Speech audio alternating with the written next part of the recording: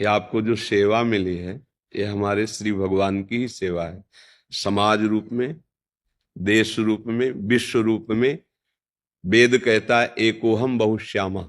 वो परमात्म तत्व तो अपने आप को इतने रूपों में विस्तार किया। अब आपको एक सेवा का पद मिला है, एक सेवा का स्वांग मिला है। आप है नहीं है, ना आप स्त्री हैं, ना पुरुष हैं, ना सत्य वस्तु। अब आपको जो मिला है यही आपको इससे मुक्त कर देगा। जब हम इसका दुरुपयोग करते हैं तो फंस जाते हैं, और जब सदुपयोग करते हैं तो हमारी वही मुक्ति का कारण बन जाता है। तो ये सेवा ईमानदारी से अपने देश के प्रति, अपने समाज के प्रति हमारा भगवान का भजन होगा।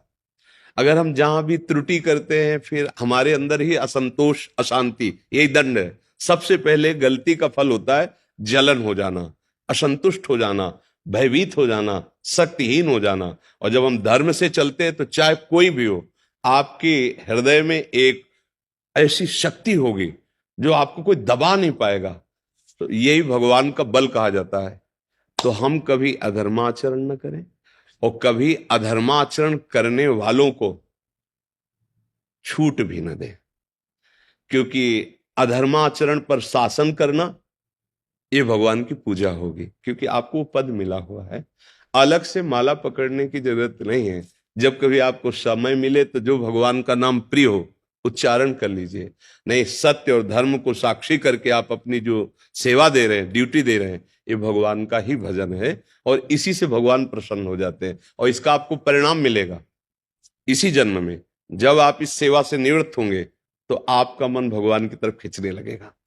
और अगर आप त्रुटि कर दिए तो आपका मन विलासिता की तरफ खींचने लगेगा। विलासिता, भोगों, संसार के राग। जीवन का लक्ष्य है तो छूटेगा शरीर, आज नहीं तो कल ये पद भी जाएगा। तो कम से कम हम जहां चढ़ चुके हैं अब इसके नीचे न गिरे, अर्थात हम मनुष्य शरीर में आ गए। जैसे आप जितनी सुविधा पा रहे हैं उससे अब नीचे रखा जाए तो कष्ट होगा। तो मनुष्य शरीर में जो हमें बुद्धि है, विवेक है, बल है, वो अन्य किसी योनियों में नहीं है। अन्य योनियां कर्म बंधन से युक्त है। या तो भगवत प्राप्ति हो जाए और या तो फिर हम मनुष्य बने और ऐसे सत् कार्य करें कि मुझे भगवान मिल जाए।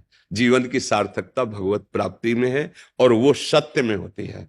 भले नमक रोटी खाना पड़े पर धर्म से चलेंगे तो हृदय शीतल रहेगा। और जब आप परिवार में आएंगे तो आपकी दृष्टि में हर्ष होगा, सुख होगा देख के।